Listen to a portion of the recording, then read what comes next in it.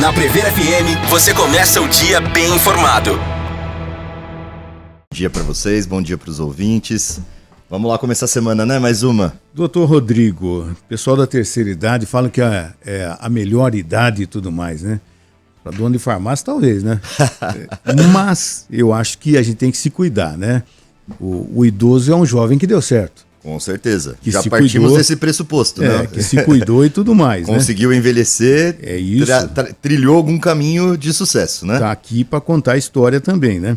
E a gente combinou, né, de a gente falar a respeito do exercício na terceira idade. Perfeito. E a gente conversou com algumas pessoas, inclusive quem estiver acompanhando pelo WhatsApp também pode mandar, ou no Facebook, né? Também a sua pergunta, a sua sugestão, a sua curiosidade.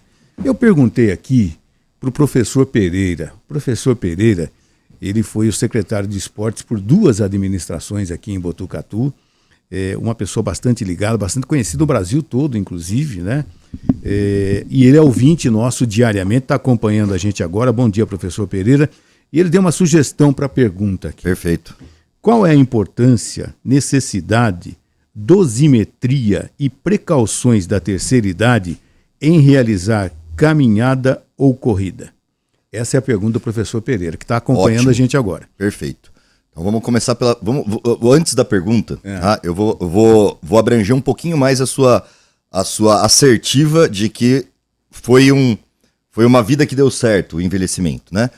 Não necessariamente, porque a gente tem um envelhecimento saudável e um envelhecimento não saudável, né? Verdade. Então, na verdade, eu acho que entra a ideia do exercício físico pré-terceira idade, tá? Como uma espécie de um banco de massa muscular e de saúde que a gente vai adquirindo com uma memória para o envelhecimento saudável. Isso é preponderante.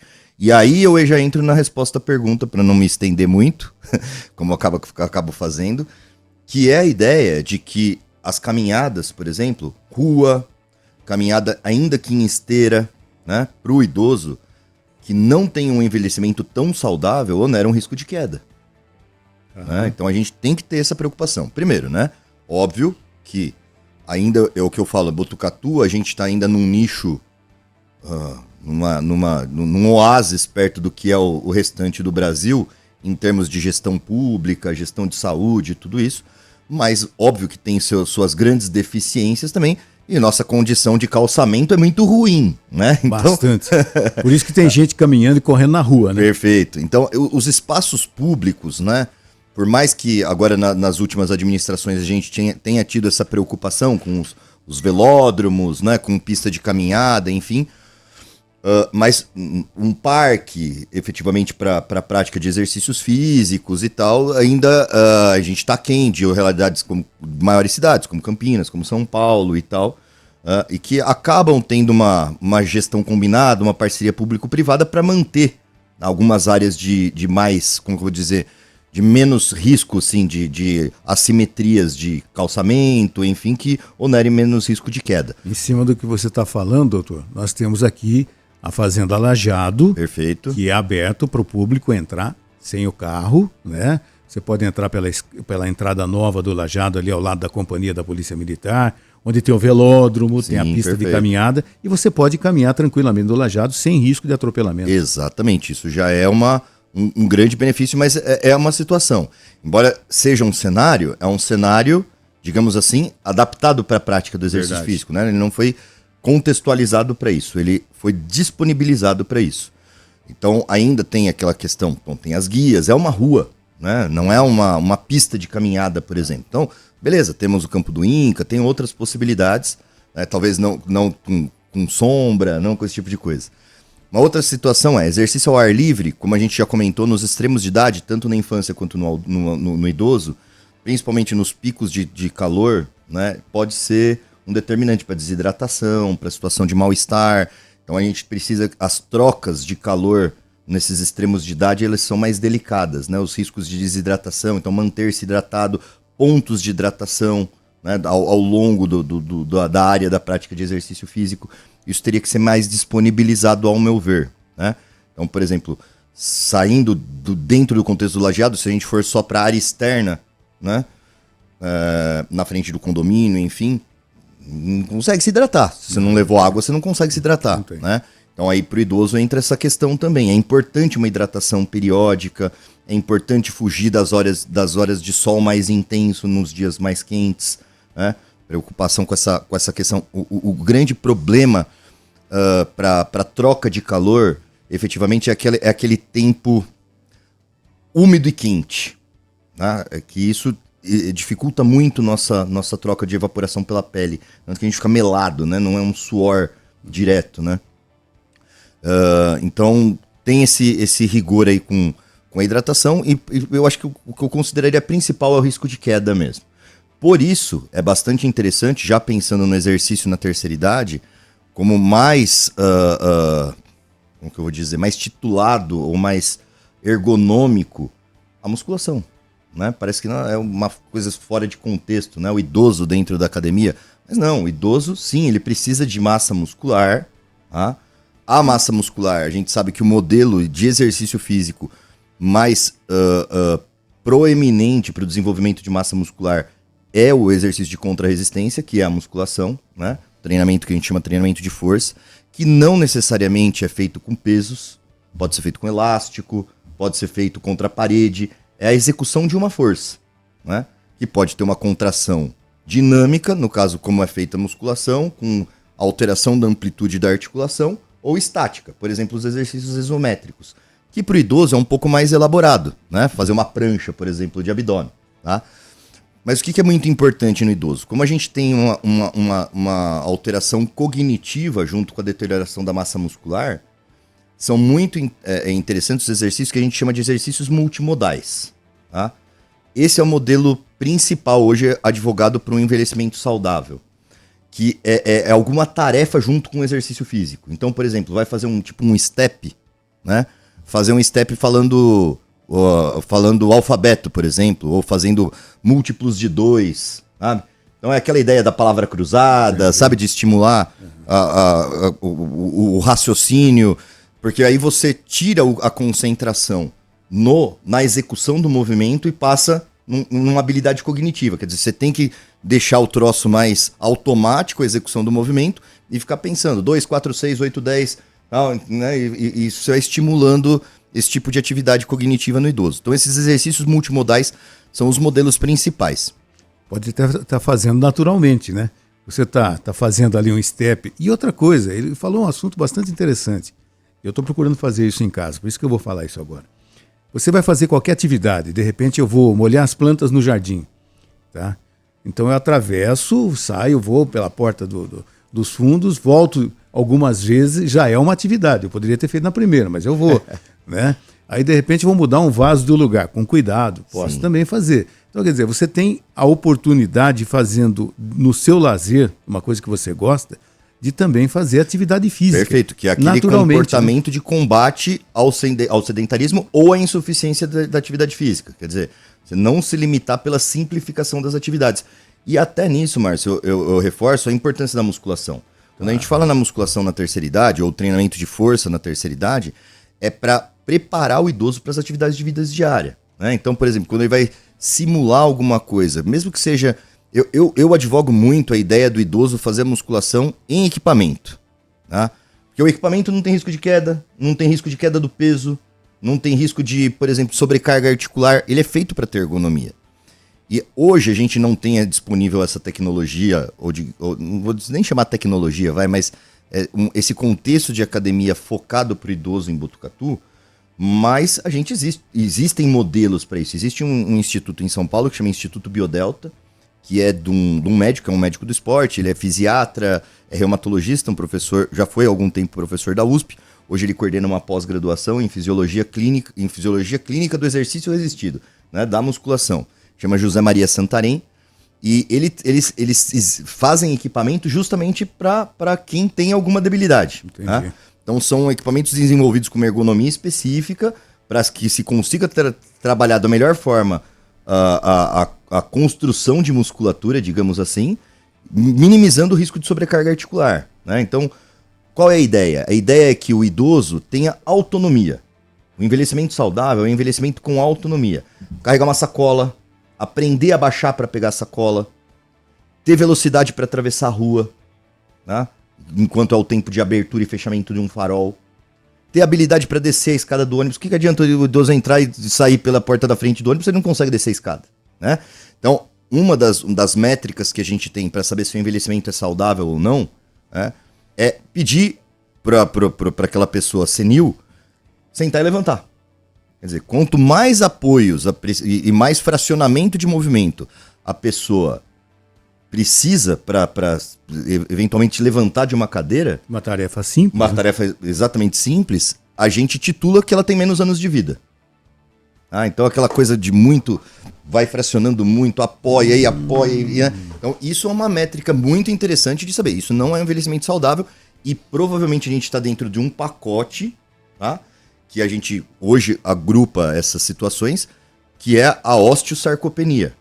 Quer dizer, é uma pobreza ou uma diminuição da massa muscular, não só em quantidade, mas qualidade. Quer dizer, qual é a função dessa massa muscular? E como eu não tenho diretamente o atrito dessa massa muscular ou o atrito desse osso em relação ao impacto, isso acaba gerando uma deficiência de mineralização do osso. E aí entra também a questão do risco de queda no idoso. Quer dizer, se ele tem uma pobreza de massa muscular, fruto do envelhecimento, e ele tem um osso pouco calcificado, digamos assim, pouco mineralizado, se ele cair, fratura de fêmur. Se tiver fratura de fêmur, embolia pulmonar ou pneumonia, óbito. Que é uma causa frequente, todo mundo tem algum conhecido na família, que tava lá velhinho, 90 anos e tal, aí levantou para ir no banheiro, caiu, fraturou o fêmur, morreu. Né? Ou infecção urinária, enfim. Então, a ideia é, muitas vezes, esse fêmur fratura, não porque caiu. A pessoa foi encontrada, por exemplo, do lado da cama. Ele fratura no levantar. Tá tão fraco a cabeça do fêmur, por isso que na densitometria óssea, que é um dos exames que a gente faz lá a coluna lombar, né? Faz a cabeça do fêmur, porque é um dos lugares que reflete bastante essa pobreza de mineralização. Então, às vezes, o osso quebra e a pessoa cai. Só simplesmente por um movimento rotacional, né? Então, outras coisas que acontecem no envelhecimento, além da insuficiência de exercício físico, de não ter esse banco de músculo para o envelhecimento saudável ao longo de uma vida sedentária, né, são questões nutricionais. Então, o que a gente tem ainda no nosso país como um grande problema? Problemas de dentição, né? Então, pouca gente faz as suas profilaxias dentárias. Então, qual é a situação? Geralmente, o idoso acaba tendo uma preponderância alimentar às custas do carboidrato. E a proteína, principalmente a proteína de origem animal, acaba ficando deficiente. E a proteína é fundamental para a construção da massa muscular. Ele tem dificuldade para mastigar. Ele tem dificuldade de comer carne. Então, o que ele vai fazendo? Parando de comer carne. Aí come a batata, come o arroz, come a massa, come... A sopinha. E o que é um problema também atual, né, do nosso contexto econômico, com o preço da carne lá na Casa do Chapéu.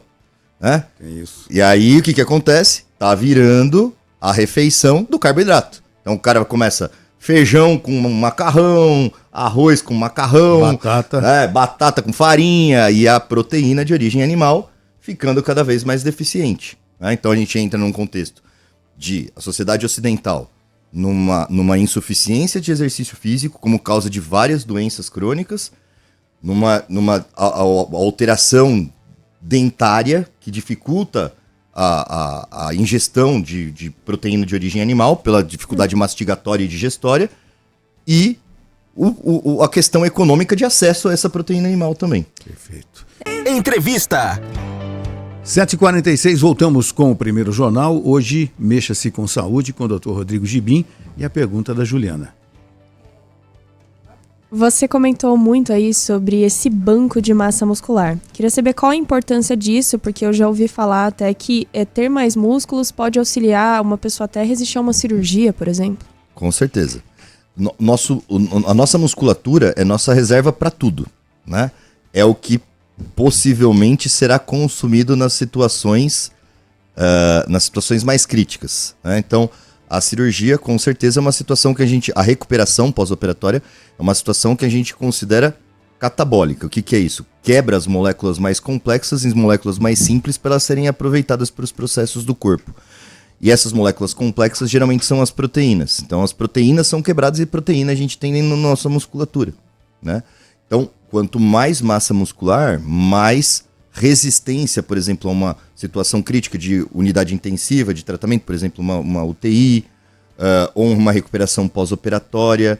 Isso tudo fica mais ameno. Quimioterapia também, por exemplo? Quimioterapia, inclusive hoje, para alguns tipos de câncer, isso é muito bem preconizado, que o exercício é profilático, terapêutico e pós-terapêutico, tá? Principalmente câncer de intestino e câncer de mama.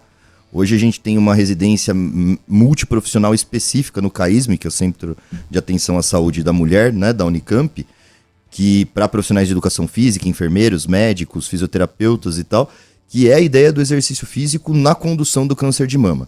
A gente sabe que as mulheres que têm, as que já fazem, têm uma vida de exercício físico, embora existam as alterações genéticas, as alterações hormonais predisponentes ao câncer de mama, a taxa de incidência de câncer de mama é menor. Naquelas que se mantêm em exercício físico no período perioperatório, a recuperação é muito melhor, inclusive para uma disfunção que pode acontecer quando tem que fazer aquela limpeza na axila, né, que é o linfedema, com aquele bração inchado e tal, na recuperação dessa situação. E na recidiva, que é algo relativamente frequente no câncer de mama, né, retornar ao câncer, as que têm o exercício físico no pós-operatório diminui muito a taxa de recidiva.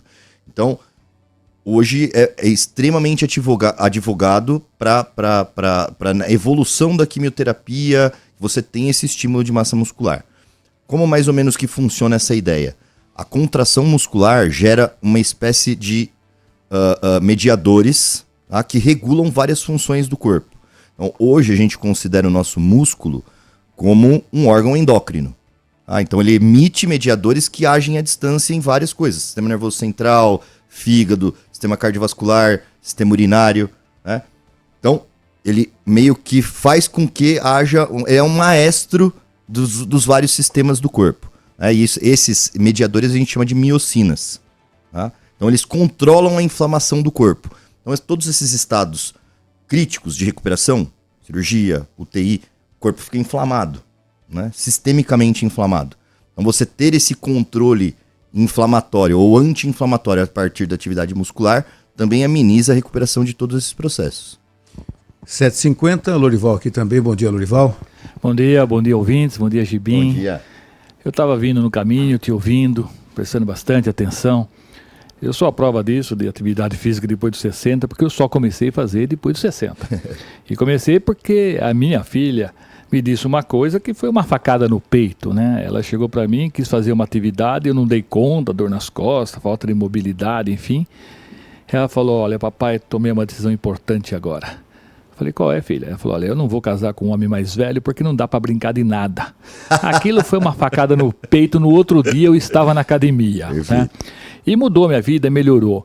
Mas eu queria perguntar uma coisa para você, uma coisa que eu percebo muito, né? Eu acho super importante a atividade física, a academia, estou fazendo, hoje mesmo 6 horas estava na academia, mas eu percebo que tem pessoas muito mais jovens do que eu, 20, 30 anos mais jovem do que nós, né, Márcio? Mas que, embora esteja até fisicamente assim, olhando, tá todo ajustadinho, mas não tem energia. A pessoa parece que acorda cansada, qualquer coisa não tem disposição. Ele está assim, fisicamente ele está bem. Mas na hora que você vai ver a vitalidade, eu não sei se seria vitalidade, mas a energia mesmo, sabe? Olha, a vontade de fazer as coisas, motivação, parece que não corresponde, não é obrigatoriamente uma coisa está casada com a outra. O que se faz nesse caso? Na verdade seria. Mas não é. Seria. É assim, o exercício ele tem mediadores que melhoram essa situação de bem-estar, de disposição.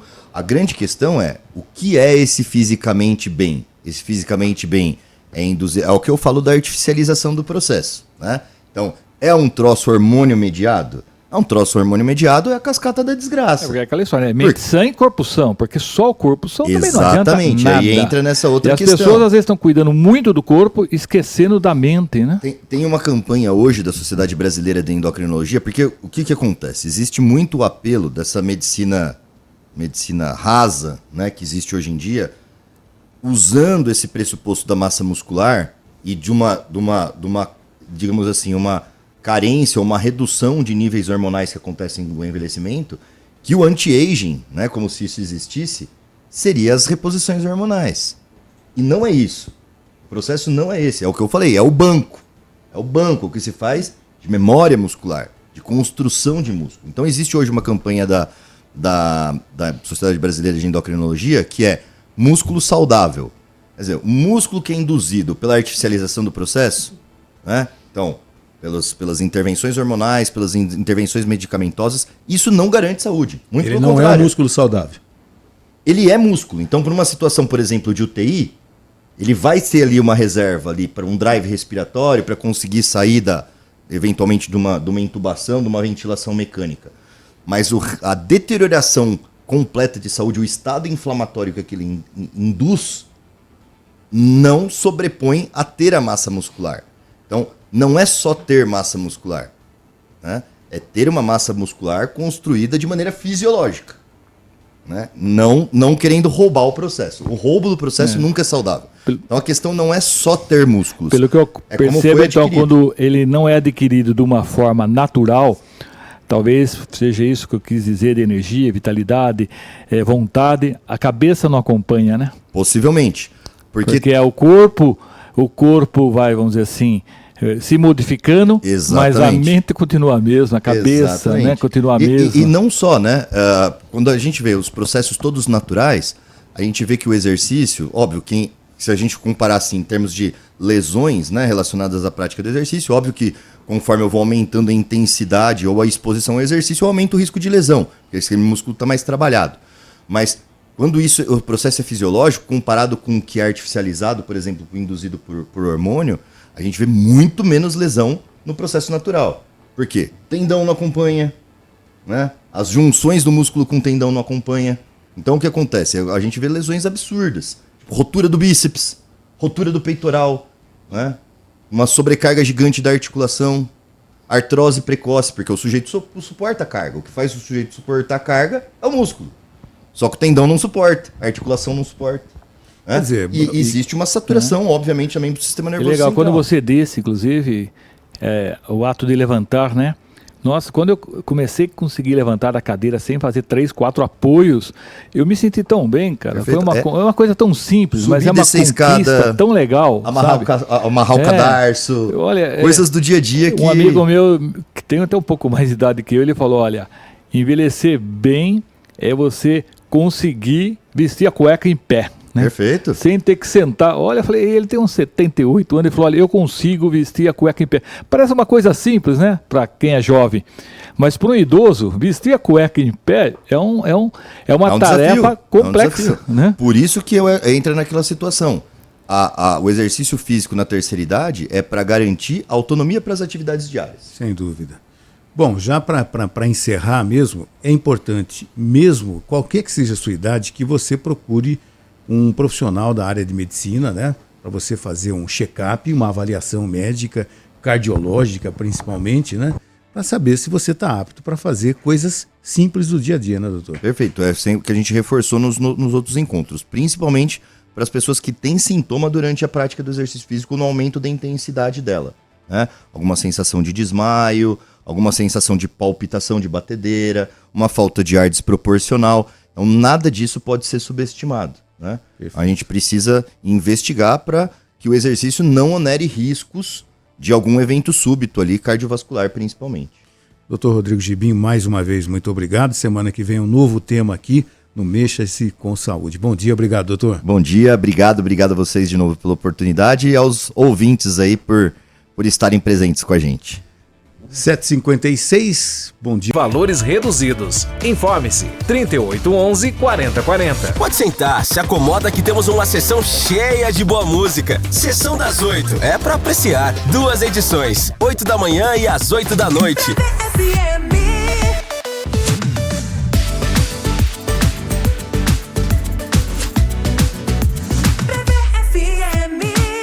Entrevista. 7h46, voltamos com o primeiro jornal. Hoje, Mexa-se com Saúde, com o Dr. Rodrigo Gibim e a pergunta da Juliana. Você comentou muito aí sobre esse banco de massa muscular. Queria saber qual a importância disso, porque eu já ouvi falar até que ter mais músculos pode auxiliar uma pessoa até a resistir a uma cirurgia, por exemplo. Com certeza. A nossa musculatura é nossa reserva para tudo, né? É o que possivelmente será consumido nas situações mais críticas, né? Então, a cirurgia, com certeza, é uma situação que a recuperação pós-operatória é uma situação que a gente considera catabólica. O que é isso? Quebra as moléculas mais complexas em moléculas mais simples para elas serem aproveitadas para os processos do corpo. E essas moléculas complexas geralmente são as proteínas. Então, as proteínas são quebradas e proteína a gente tem na nossa musculatura, né? Então, quanto mais massa muscular, mais resistência, por exemplo, a uma situação crítica de unidade intensiva de tratamento, por exemplo, uma UTI, ou uma recuperação pós-operatória, isso tudo fica mais ameno. Quimioterapia também, por exemplo? Quimioterapia, inclusive hoje, para alguns tipos de câncer, isso é muito bem preconizado, que o exercício é profilático, terapêutico e pós-terapêutico, tá? Principalmente câncer de intestino e câncer de mama. Hoje a gente tem uma residência multiprofissional específica no CAISM, que é o Centro de Atenção à Saúde da Mulher, né, da Unicamp, que para profissionais de educação física, enfermeiros, médicos, fisioterapeutas e tal, que é a ideia do exercício físico na condução do câncer de mama. A gente sabe que as mulheres as que já fazem, têm uma vida de exercício físico, embora existam as alterações genéticas, as alterações hormonais predisponentes ao câncer de mama, a taxa de incidência de câncer de mama é menor. Naquelas que se mantêm em exercício físico no período perioperatório, a recuperação é muito melhor, inclusive para uma disfunção que pode acontecer quando tem que fazer aquela limpeza na axila, né, que é o linfedema com a calibração inchado e tal, na recuperação dessa situação. E na recidiva, que é algo relativamente frequente no câncer de mama, né, retornar ao câncer, as que têm o exercício físico no pós-operatório diminui muito a taxa de recidiva. Então, hoje é extremamente advogado para a evolução da quimioterapia, você tem esse estímulo de massa muscular. Como mais ou menos que funciona essa ideia? A contração muscular gera uma espécie de mediadores, tá, que regulam várias funções do corpo. Então, hoje a gente considera o nosso músculo como um órgão endócrino. Então ele emite mediadores que agem à distância em várias coisas. Sistema nervoso central, fígado, sistema cardiovascular, sistema urinário, né? Então ele meio que faz com que é um maestro dos vários sistemas do corpo. E esses mediadores a gente chama de miocinas. Tá? Então eles controlam a inflamação do corpo. Então todos esses estados críticos de recuperação, cirurgia, UTI, o corpo fica inflamado, né? Sistemicamente inflamado. Então você ter esse controle inflamatório ou anti-inflamatório a partir da atividade muscular também ameniza a recuperação de todos esses processos. 7h50, Lorival aqui também. Bom dia, Lorival. Bom dia, ouvintes. Bom dia, Gibim. Bom dia. Eu estava vindo no caminho, te ouvindo, prestando bastante atenção. Eu sou a prova disso, de atividade física depois dos 60, porque eu só comecei a fazer depois dos 60. E comecei porque a minha filha me disse uma coisa que foi uma facada no peito, né? Ela chegou para mim, quis fazer uma atividade, eu não dei conta, dor nas costas, falta de mobilidade, enfim. Ela falou, olha, papai, tomei uma decisão importante agora. Eu falei, qual é, filha? Ela falou, olha, eu não vou casar com um homem mais velho porque não dá para brincar de nada. Aquilo foi uma facada no peito, no outro dia eu estava na academia, né? E mudou minha vida, melhorou. Mas eu queria perguntar uma coisa para você, uma coisa que eu percebo muito, né? Eu acho super importante a atividade física, academia, estou fazendo, hoje mesmo 6 horas estava na academia, mas eu percebo que tem pessoas muito mais jovens do que eu, 20, 30 anos mais jovem do que nós, né, Márcio? Mas que, embora esteja até fisicamente assim, olhando, tá todo ajustadinho, mas não tem energia. A pessoa parece que acorda cansada, qualquer coisa não tem disposição. Ele está assim, fisicamente ele está bem.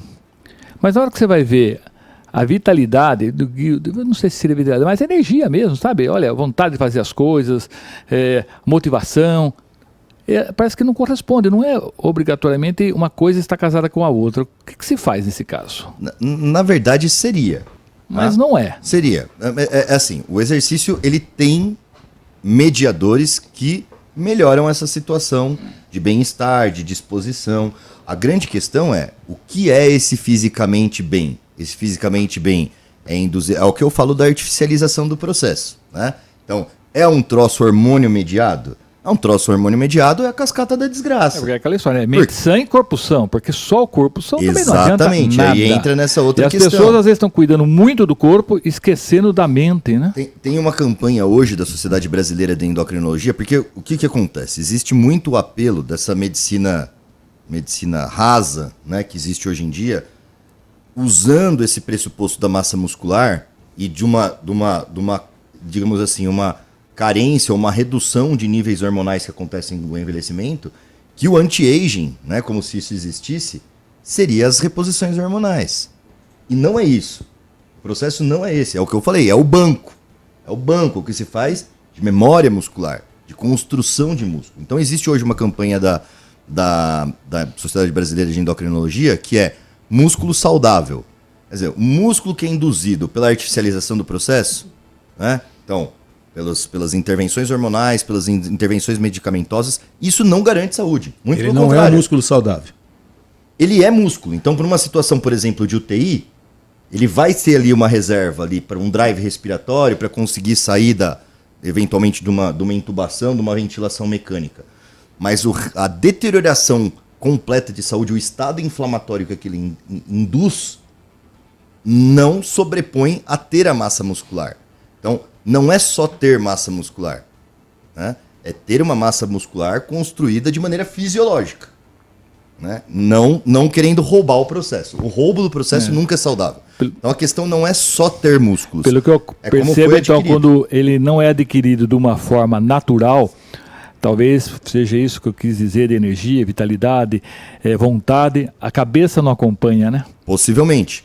Porque é o corpo vai, vamos dizer assim, se modificando, Exatamente. mas a mente continua a mesma, a cabeça, né, continua a mesma. E não só, né?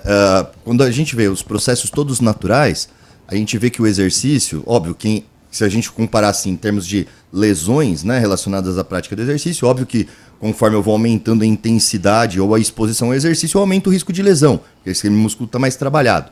Mas quando o processo é fisiológico, comparado com o que é artificializado, por exemplo, induzido por hormônio, a gente vê muito menos lesão no processo natural. Por quê? Tendão não acompanha, né? As junções do músculo com tendão não acompanha.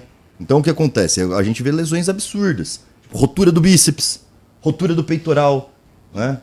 Uma sobrecarga gigante da articulação, artrose precoce, porque o sujeito suporta a carga. O que faz o sujeito suportar a carga é o músculo. Só que o tendão não suporta, a articulação não suporta. Né? Quer dizer, e existe uma saturação, obviamente, também do sistema nervoso legal, central. quando você desce, inclusive, o ato de levantar, né? Nossa, quando eu comecei a conseguir levantar da cadeira sem fazer 3, 4 apoios, eu me senti tão bem, cara. Perfeito. Foi uma coisa tão simples, Subir, mas é uma descer conquista escada, tão legal, amarrar o cadarço, olha, coisas do dia a dia que... Um amigo meu, que tem até um pouco mais de idade que eu, ele falou, olha, envelhecer bem é você conseguir vestir a cueca em pé. Né? Perfeito. Sem ter que sentar. Olha, eu falei, ele tem uns 78 anos, ele falou, olha, eu consigo vestir a cueca em pé. Parece uma coisa simples, né? Para quem é jovem. Mas para um idoso, vestir a cueca em pé é uma tarefa desafio, complexa. Né? Por isso que entra naquela situação.